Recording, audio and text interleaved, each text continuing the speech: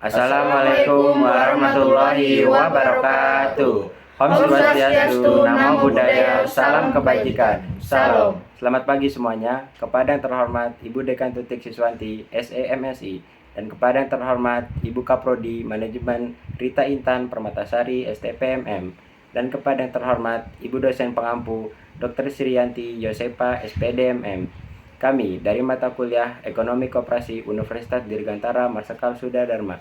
Kami di sini akan mempresentasikan hasil tugas kami, akan membawakan materi tentang permodalan koperasi. Sebelumnya itu saya akan memperkenalkan anggota kelompok saya yang terdiri dari 4 orang. Perkenalkan, saya sendiri Adam Putra Mahardika dengan NIM 221071015. Dan saya Muhammad Ridho Hafiz dari NIM 221071071022. Dan saya sendiri Ainil Pauline Sinaga dengan NIM 2210711003. Dan saya sendiri Anya Nisa Dia Branka dengan NIM 2210711017. Slide pertama, ya ini ada sumber permodalan bagi koperasi. Yang pertama itu ada pengendalian pengelolaan koperasi, yaitu harus tetap berada di tangan anggota dan tidak perlu dikaitkan dengan jumlah modal yang dapat ditanamkan oleh seseorang anggota dan berlaku satu anggota satu suara. Yang kedua ada modal. Modal itu harus dimanfaatkan untuk usaha yang bermanfaat dan meningkatkan kesejahteraan para anggotanya. Dan selanjutnya ada balas jasa, yaitu terhadap modal yang diberikan secara terbatas. Dan selanjutnya ada koperasi memerlukan modal yang cukup untuk membiayai usahanya secara efisien. Yang terakhir ada usaha-usaha koperasi yang harus dapat membantu membutuhkan modal baru. Di slide selanjutnya yaitu ada pengertian dari permodalan koperasi, yaitu pengertiannya adalah sumber dana atau modal yang dimiliki oleh suatu koperasi, dan modal koperasi itu digunakan untuk membiayai operasional, investasi, dan pengembangan koperasi guna mencapai tujuan dan kepentingan anggota koperasi. Yang A ada modal internal, yaitu ada simpanan pokok, simpanan wajib, simpanan sukarela, serta simpanan cadangan. Yang B ada modal eksternal, yaitu terdiri dari hibah, pinjaman, dan sumber yang sah. Dan di sini pengertiannya yaitu pengertian pertama ada simpanan pokok.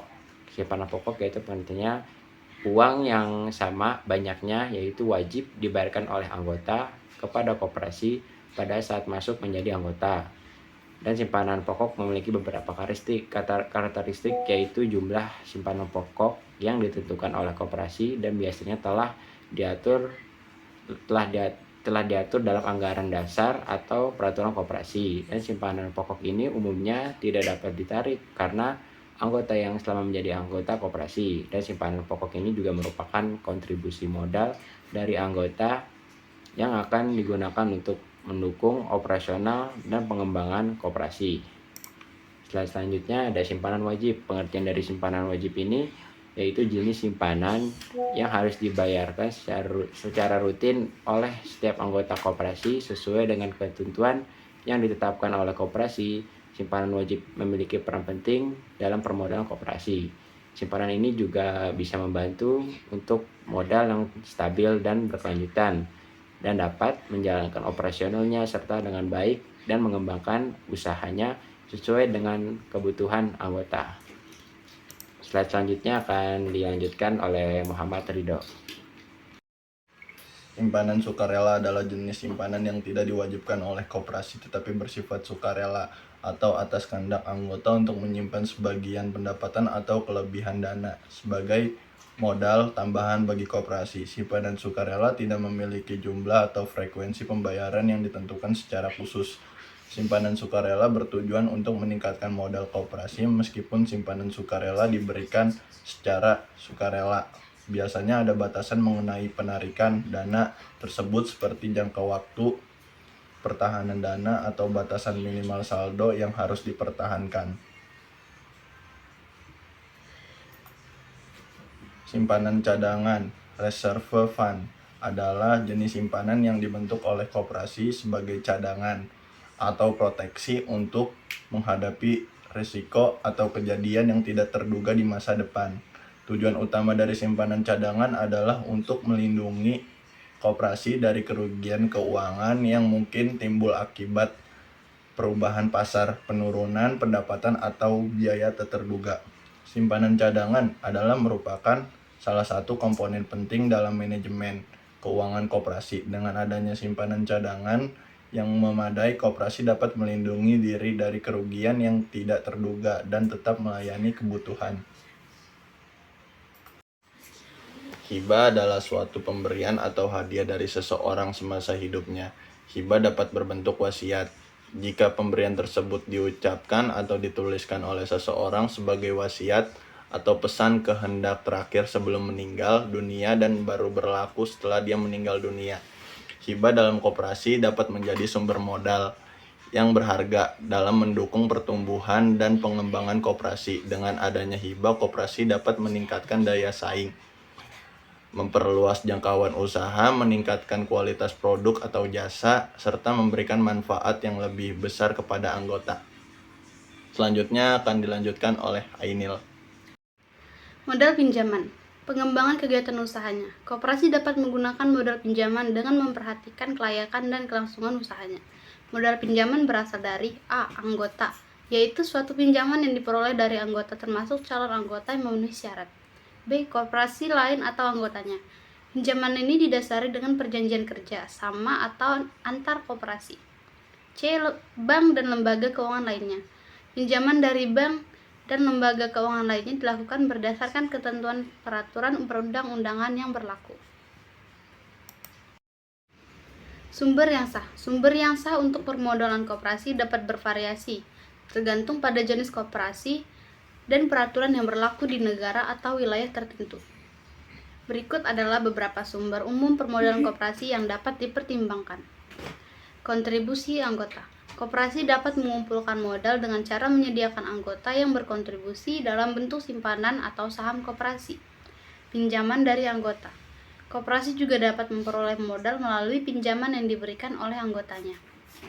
Pendanaan eksternal. Koperasi dapat mencari pendanaan eksternal dari lembaga keuangan seperti bank, lembaga kredit mikro, atau investor.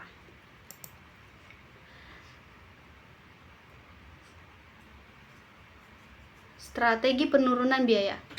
Kooperatif efek dihasilkan dari berbagai faktor dan kebijaksanaan atau manajemen dari interaksi atau sinergi dari anggota, pengurus, pengelola, dan karyawati. Jadi, bukan dari satu faktor atau kebijakan tertentu saja.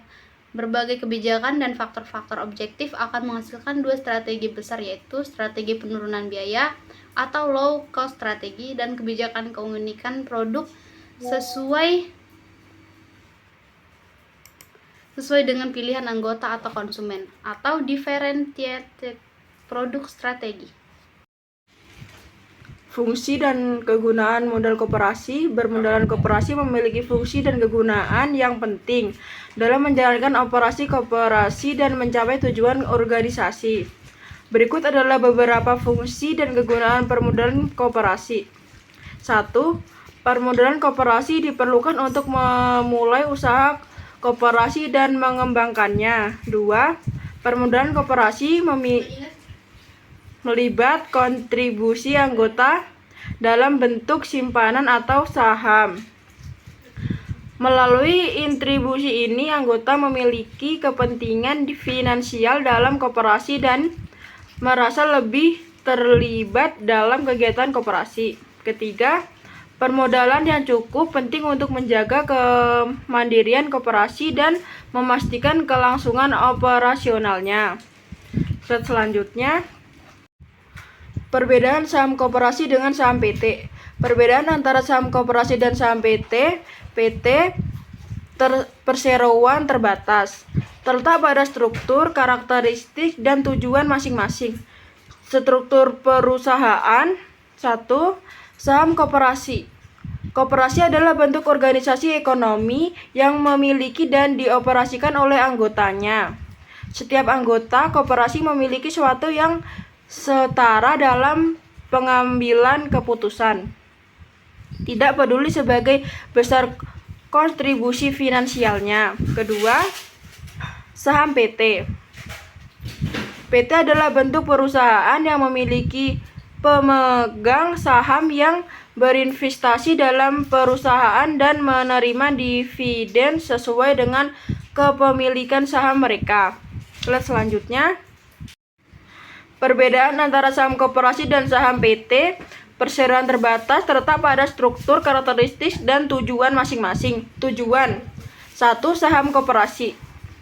Koperasi biasanya didirikan untuk memenuhi kebutuhan ekonomi, sosial, dan budaya anggotanya. Tujuan utama koperasi adalah meningkatkan kesejahteraan anggota dengan berbagai keuntungan dan memberikan layanan yang menguntungkan anggotanya. Kedua, saham PT. Tujuan perusahaan terbatas adalah mencapai keuntungan bagi pemilik sahamnya. PT didirikan untuk kegiatan bisnis yang mencakup produksi, distribusi, dan berbagai kegiatan ekonomi lainnya. Sekian presentasi dari kelompok kami, kurang lebihnya mohon maaf. Wassalamualaikum warahmatullahi wabarakatuh.